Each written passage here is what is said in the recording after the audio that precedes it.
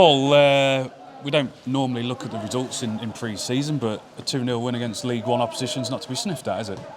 It's not, but I think got to be, truthful about what we played against today. And I think, without being unkind to probably the Lincoln players, but I think in general they brought the stronger side on, certainly, around the 60-minute mark. And I think you could see that. I mean, I think it was twofold, as in I wanted our lads to try and get 90 minutes, and with the exception, I think, of Toby, that's been the case. So there was an element of, I knew we'd tire, and they're bringing more quality onto the pitch. So not getting carried away with it, but it's nice to win. It's nice to keep a clean sheet. I thought we played some good football at times. Like I said, towards the end, tired, and then nearly conceded right at the end, which would have been disappointing. But overall, pleased with a lot of what I've seen again. Yeah, what pleased you most tonight? I just think that, they're just gradually understanding more and more in terms of what we're looking for. The last couple of games, certainly we've played against three at the back, and how we want to try to play against that. Slightly different tonight in terms of Lincoln's formation ahead of that back three than it was against Port Vale. But for ourselves, a lot of the same principles applied, and I think on the ball, again, a little bit slow at the start, but the longer it went in that first half in particular, I thought we played some really good football, and good couple of goals for us as well. A really good move with Alex, and a clever finish, and then a nice one where we've won the ball back, found a good way to pass to Rosie, and he finished it well. So yeah, you've got to be relatively pleased with the night's work, albeit there's always room for improvement, we know that. And if it had been a league game, certainly I would have looked to have made some changes, and that's something that we want to get across to the players, that one, if they need to be fitter still, which will, again, is natural, it'll come, but also the importance of subs, when I want to use them. And the disappointment of perhaps not being in that starting lineup has to be shaken off quickly to be ready to come on and make an impact.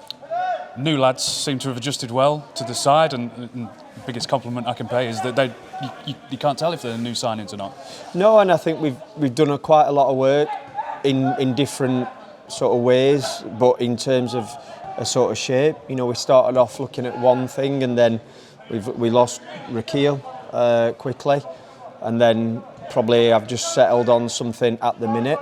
That's not to say that won't be flexible and will change within games perhaps. It all depends how it's going, but a lot of work's gone on the training ground, like I said, in different practices. So the common themes of how we want them to play, where we want people to be, and I think a lot of the time we kind of seen that. Eastwood in goal looks very assured with his feet and his hands, and he made an outstanding save as well towards the end. Yeah, fantastic save, tipped it over. I've said I think he's a really good goalkeeper that hasn't today, in my opinion, sort of shown that enough times at first team level. Now, some of that has been through bad luck in terms of injuries, etc. And sometimes maybe he hasn't got the best out of himself. I think he'd be the first to admit that. At the same time, we've got Harvey Cartwright here as well, who's, I think, starting to grow each training session as well. That's what I would say. He was obviously a couple of weeks behind in terms of compared, and that's not any criticism of anyone, but compared to maybe what Jake had been doing, that's going to be a real competition, and what we'll need, because I guarantee at some point someone will lose a bit of form, or someone might get injured, and then we need, no point having then another keeper behind that's not good enough. So I'm really pleased, and it's like I said, it's going to be good competition throughout the season there. Is the squad more or less on track to where you thought? Not too far off. I think we've got another game tomorrow where I'll be looking for the lads that haven't played tonight to get 90 minutes. I know that people will be reading into things, and that's up to them. And I'm not saying that I'm kind of not too far off an idea of what I want to be, but like I said, there's a game tomorrow. We've then got training session Thursday for some, training session Friday, a game on Saturday, and then training next week. And things can change very quickly in football. So everyone needs to be giving their all and the best to try to be in that team, and if not, for me to at least have an headache about that team selection and be confident and ready that whoever's on the bench to start with is ready to come on and like I said, make a difference. But I've said it many times, and I think sometimes people think you're saying it because it appeases people, but it's a squad game, very much a squad game, and the squad I think that we've kind of managed to put together so far, and there still might be a couple more to add to that, is very, very good. And you might be not even in the 18.